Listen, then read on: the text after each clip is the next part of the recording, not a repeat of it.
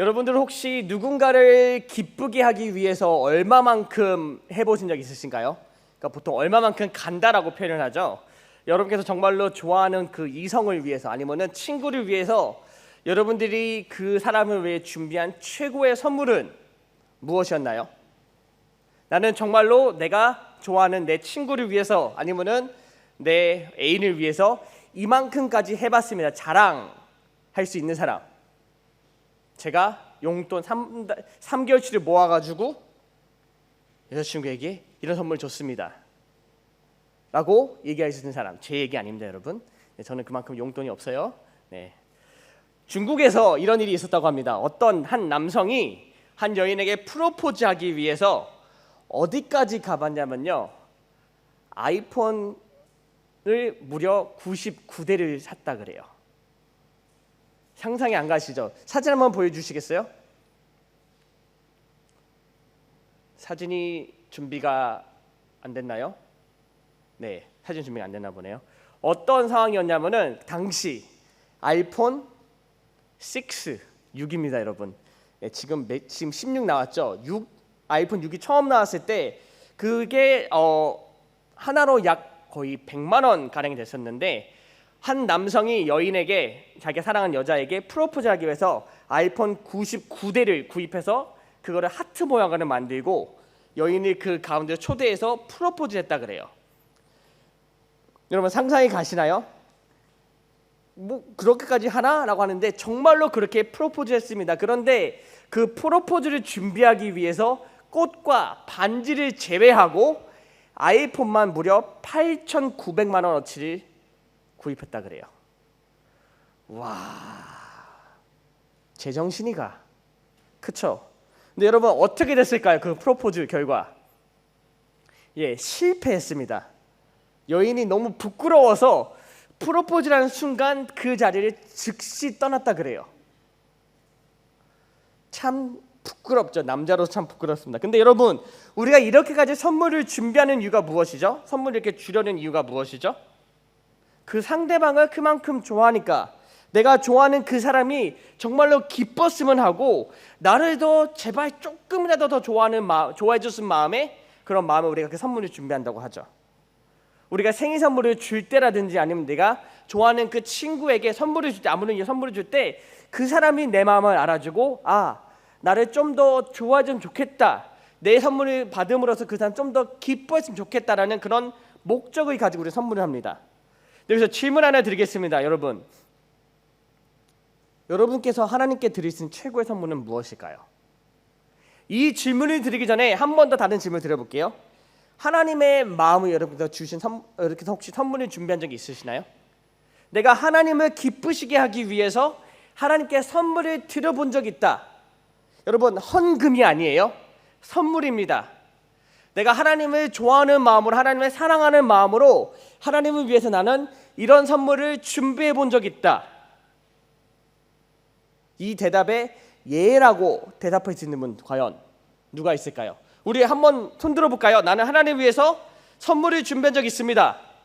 아주 작은 선물이 있지만, 그게 헌금 말고 아주 작은 선물이지만 내가 그 선물을 준비해 봤습니다. 한번 손 한번 들어볼까요?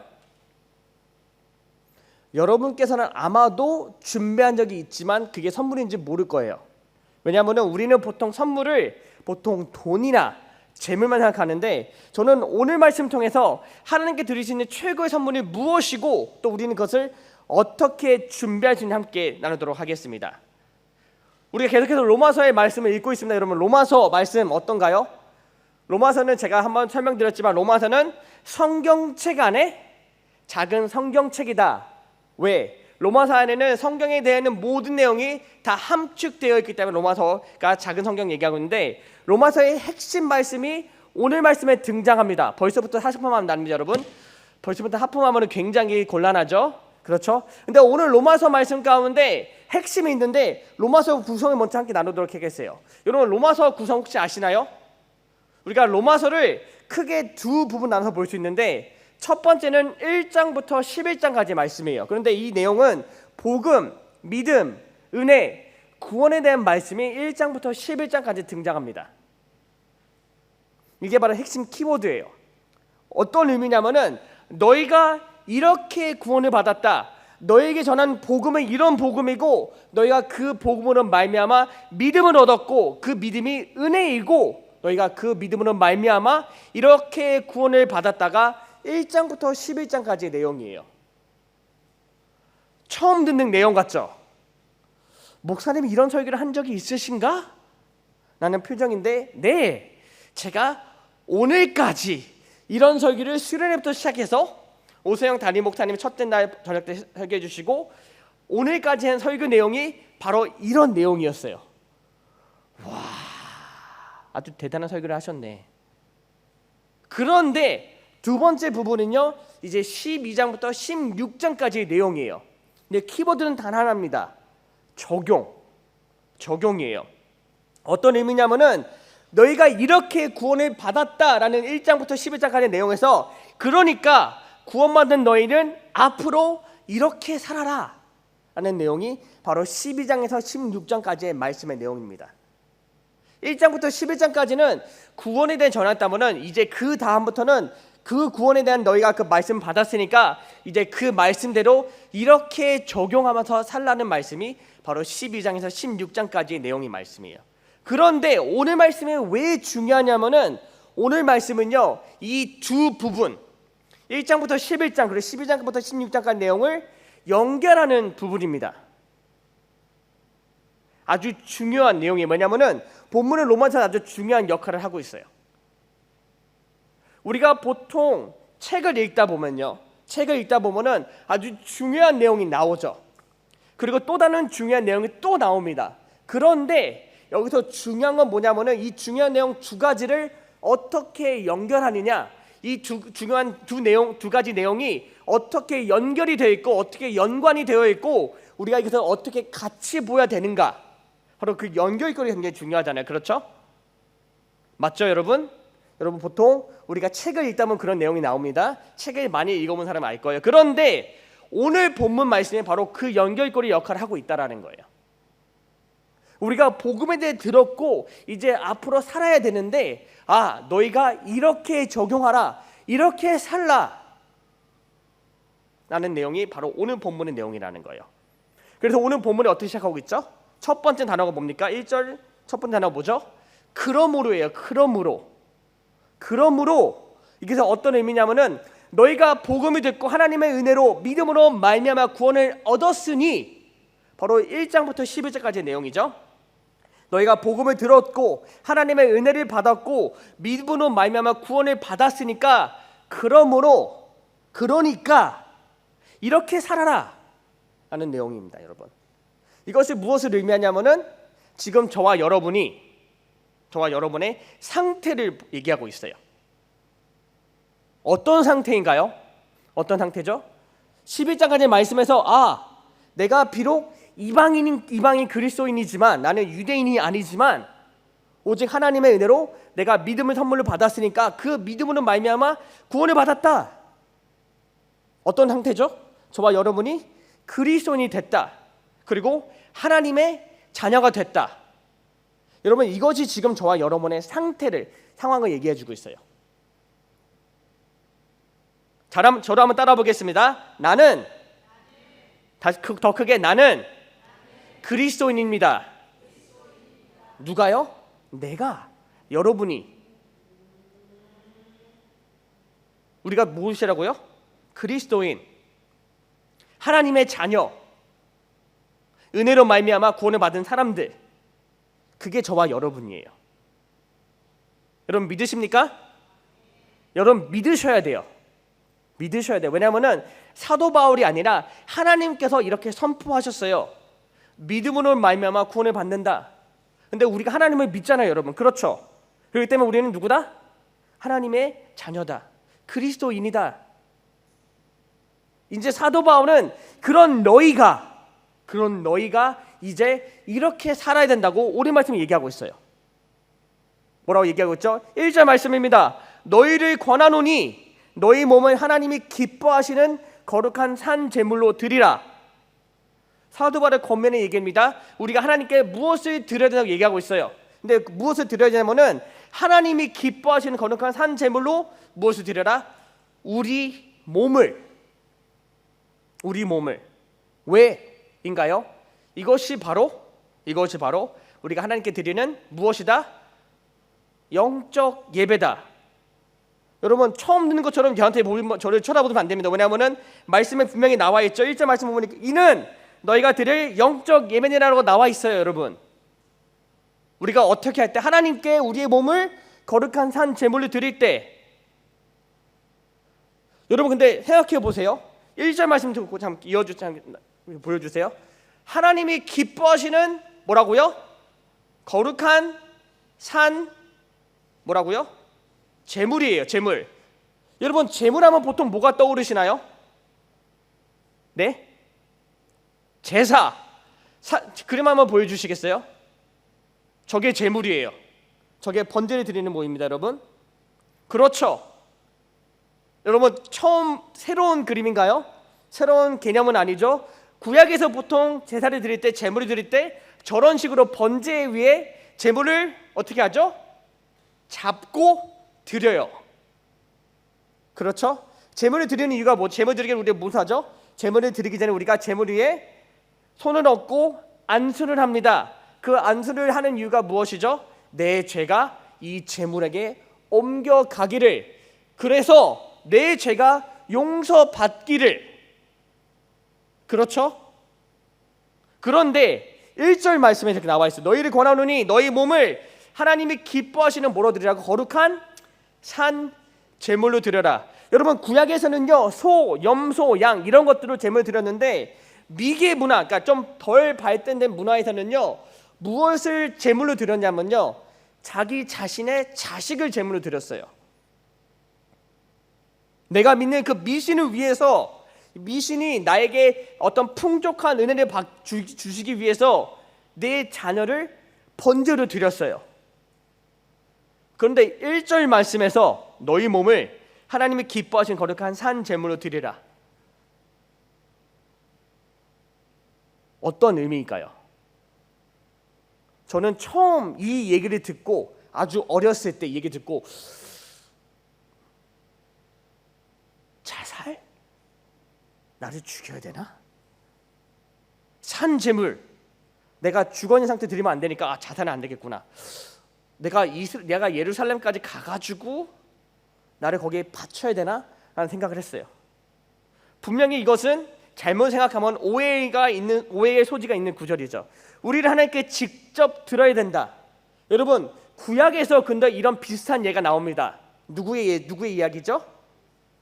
아브라함과 이삭의 예. 하나님께서 아브라함에게 무엇을 요구하시죠? 내 아들 이삭을 나에게 줘, 번제로 줘라고 하나님께서 명령하십니다. 아브라함이 어떻게 했죠? 이삭을 아무 말 없이 끌고 갑니다. 하나님의 제단에 있는 곳으로. 그리고 아브라함이 어떻게 하나요? 망설임 없이 이삭을 그 제단 위에서 하나님을 위해서 드리려고 했어요. 근데 하나님께서 어떻게 하시죠? 그리고 기꺼이 기쁨으로 아이고 잘 받았다라고 받으셨나요? 아니죠. 멈춰 세워요. 하나님께서 뭘 준비하시죠? 이삭을 대신해서 하나님께 드릴 번제물을 준비하십니다. 여러분, 하나님께서 사람의 제사 번제를 받으신다가 사실인가요? 아니에요. 하나님께서는 절대로 사람을 번제로 받지 않으세요. 성경에서 단 한 번도 그런 일이 일어난 적이 없습니다. 단 한 번 빼고. 예수 그리스도. 여러분, 제물의 가장 좋은 예는요, 예수 그리스도밖에 안 계세요. 근데 여기서 질문 하나 드려볼게요. 예수님이 하나님께 드린 것은 무엇인가요? 예수님께서 분명히 우리의 죄를 위해서 십자가에 달려 죽으셨고요, 우리는 그것을 하나님의 어린 양이 제물로 드렸다라고 표현하고 있습니다. 그런데 여러분, 질문 하나 드려볼게요. 예수님께서 십자가에 하나님께 드린 것이 무엇일까요? 로마서 12장 1절 2절의 말씀처럼 자신의 몸을 하나님께 드렸나요? 여러분, 예수님께서 십자가에서요, 하나님께 드린 것은요, 자신의 몸이 아니에요. 예수님께 하나님께 드린 것은 무엇이냐면요, 하나님께 마음과 뜻과 정성을 드린 거예요. 이것을 우리가 두 글자로 뭐라 그러냐면요, 순종이라 그래요. 순종. 하나님의 뜻에 순종하였다.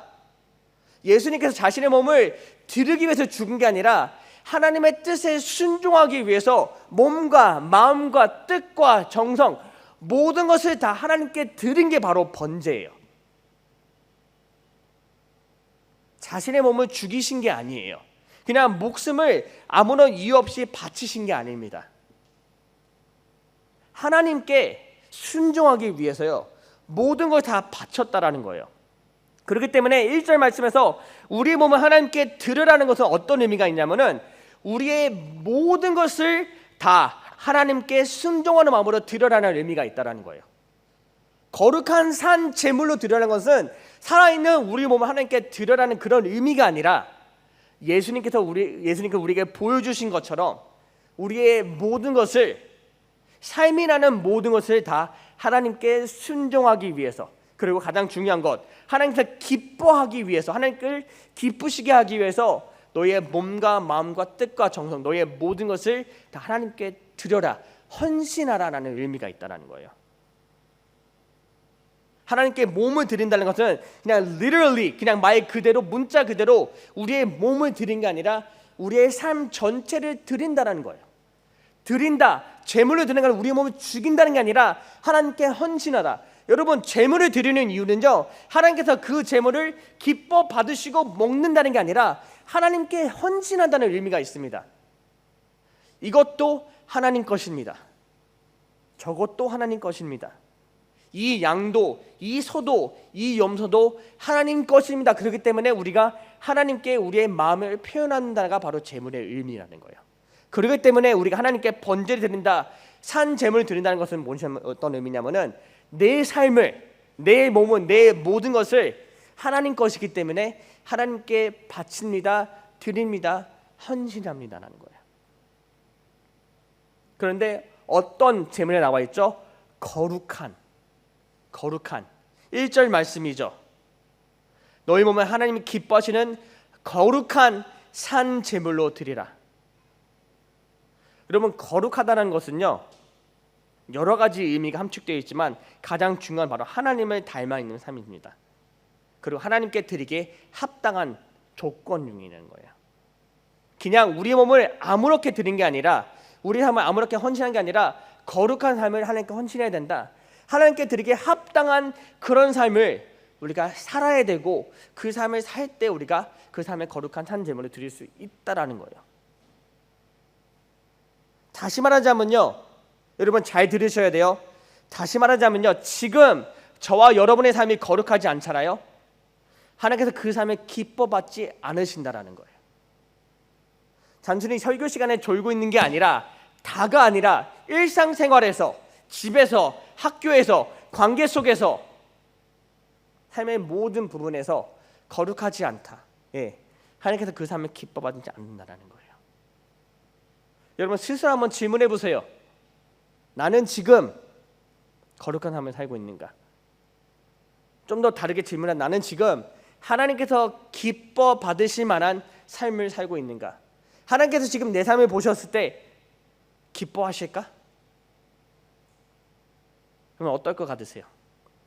우리가 누군가에게 선물을 줄 때 여러분 어떻게 그 선물을 준비하죠?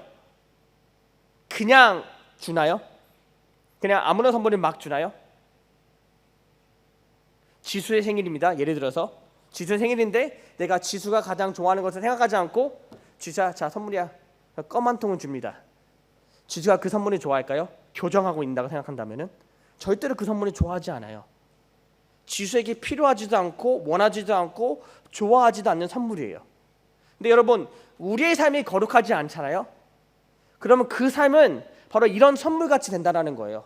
하나님께서 좋아하지 않으시고 필요하지 않으시고 원하지 않으시고 기뻐하지 않는 선물을 우리 하나님께 드린다.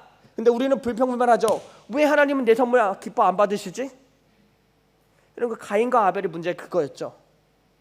아벨은 하나님께서 기뻐하는 선물을 준비했지만 가인은 그냥 선물, 그냥 제물, 그냥 번제, 뭐 이거면 되겠지. 여러분 스스로 질문해 보셔야 돼요. 내 삶이 과연 그런 삶이 아닌가? 내 삶을 하나님께 헌신해야 되고 드려야 되는데 하나님께서 그 산물을, 그 재물을, 그 삶을 어떻게 평가하실까?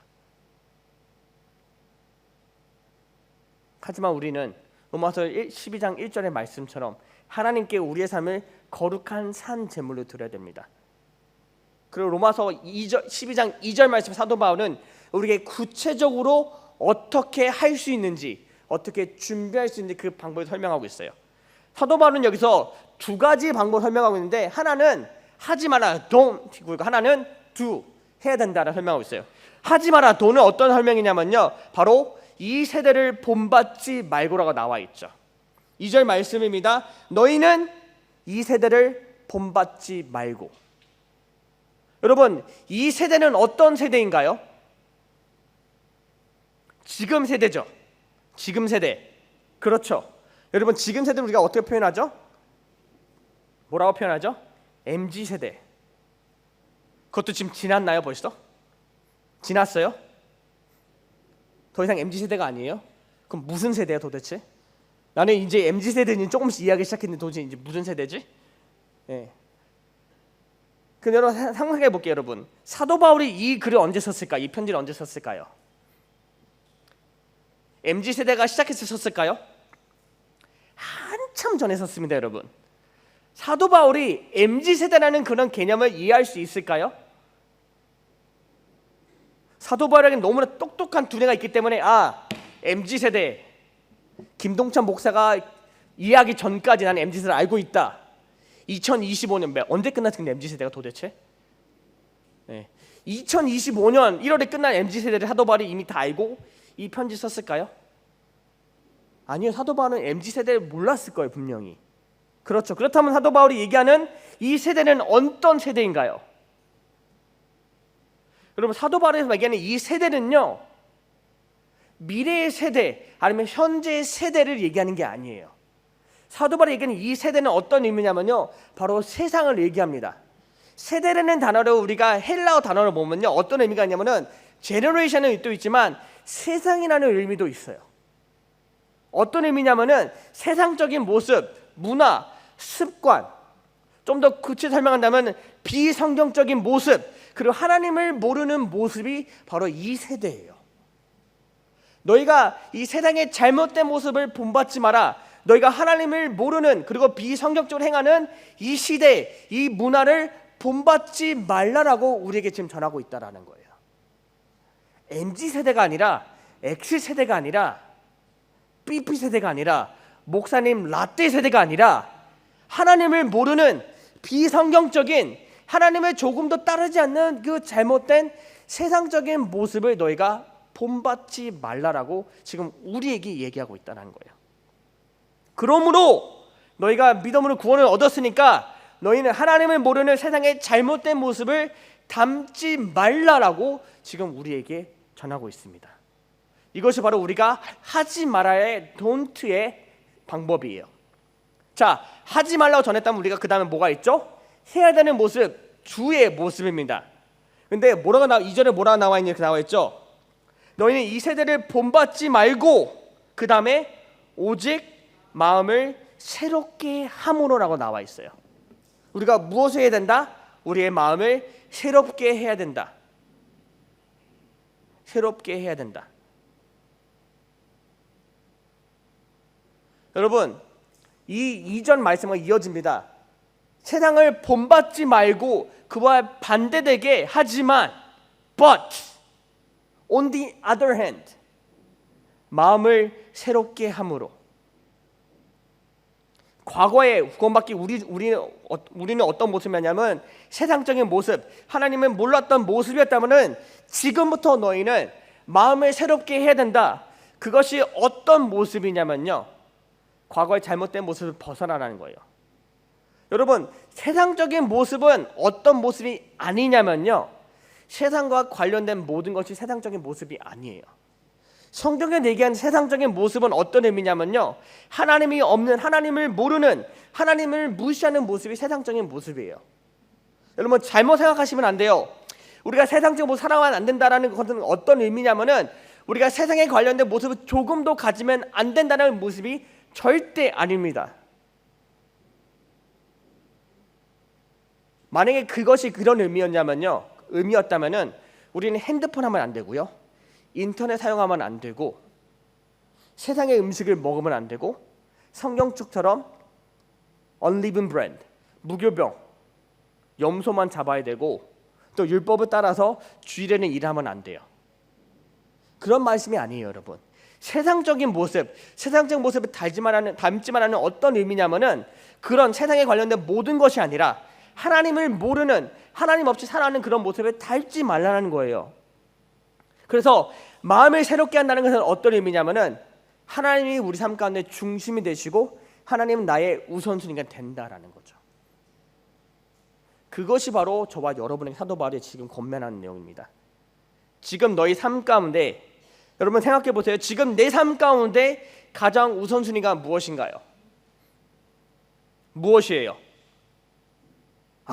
목사님, 지금 제 삶의 우선순위는 하나님입니다. 그렇구나. 너 언제 말씀을 읽었니? 예, 오늘 읽었습니다. 언제? 예배 시간 때요. 그럼 그 전에 언제 읽었어? 지난주 주일에 읽었습니다. 그렇구나. 여러분, 우리는 알잖아요, 그렇죠? 하나님 중심된 삶이 어떤 모습인지, 하나님은 우선순위로 우리는 삶이 어떤 모습을 우리는 알고 있잖아요. 근데 사도 바울이 우리에게 지금 말씀하고 있다는 거예요. 이런 삶을 살아야 된다. 마음을 새롭게 해서 하나님이 너희 삶의 중심이 되고 하나님 너의 우선순위가 되어야 된다. 학교 중요해요. 성적 중요합니다. 대학 입시 굉장히 중요해요. 근데 그런 것을 포기하라는 게 아니에요. 공부도 하고 친구들과 관계도 하고 교제도 하고 입시 준비도 하고 다 해도 돼. 하지만 하나님 중심, 하나님 우선순위 삶은 그런 것들을 나의 욕심을 채우기 위해서가 아니라, 내가 세상적인 성공을 위해 이루는 것이 아니라 하나님의 영광을 위해 해야 된다. 여러분, 지난주 금요일에 기도 모임에 오신 분은 아실 거예요. 여러분의 선배들이 대학 입시를 위해 기도 제목을 나눴을 때 많은 선배들의 기도 제목이 뭐냐면요, 모든 결과를 하나님의 영광을 위해 달라고 기도 제목 나눴어요. 내가 좋은 대학 가는 것도 하나님의 영광을 위해 사용해 주세요. 여러분, 그것이 바로 하나님의 중심의 삶의 모습이에요. 그리고 사도 바울은 우리에게 얘기하고 있습니다. 마음을 새롭게 해서 마음 가운데 변화를 줘서 내 욕심, 내 중심이 아니라 하나님 중심의 삶을 살라. 무엇을 하든지, 먹든지 마시든지 무엇을 하든지 하나님의 영광을 위해 하라. 여러분께서 지금 이 자리에서 제 설교를 듣는 것도 하나님의 영광을 위해 해라. 집에 가서 숙제를 하는 것도 하나님의 영광을 위해 해라. 부모님의 잔소리 듣고 손을 닦고 이를 닦고 아침 밥 먹는 것도 무엇을 위해 하라고? 하나님의 영광을 위해 해라. 나는 누구인가, 여기는 어디인가 하는 마음가짐 이 자리에 앉아있는 것도 하나님의 영광을 위해 해라. 그렇게 할 때 우리의 자세와 태도는 바뀌게 됩니다. 2절 말씀이에요.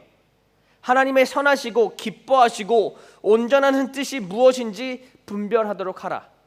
어떻게 할 때? 우리의 마음을 새롭게 할 때.